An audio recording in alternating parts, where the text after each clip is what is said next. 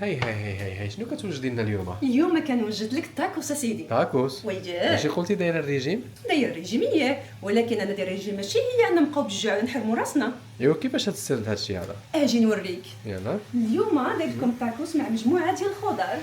بحق هاد الخضر هادو ما كندير فيهم لا ملحه ولا زيت باش يبقاو صحيين. وكيفاش كيجي المذاق ديالهم؟ كيجي المذاق ديالهم غزال، وحتى لاصوص اللي كنزيد لهم ما فيها لا سكر ولا زيت، وفيها مذاق رائع.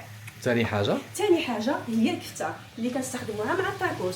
وهي كنشميها ناقصه دهن اول حاجه، وثاني حاجه اللي هي مهمه يعني الواحد كيقلي الكفته بلا زيت، كيقليها في زيتها. كيقليها في زيت. وديك الدهون اللي كيكونوا فيها كيكفيو باش انها تقلع. كيكفي والصراحه، وكتجي ناشفه شويه ما انت كتشوف يعني كتكفيها.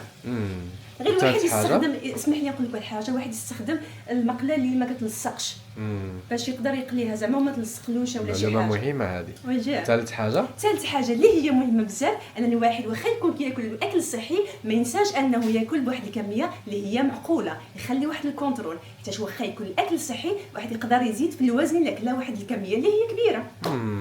قنعتيني، انا نجرب هذا الشيء ونرد عليك. ورد عليا.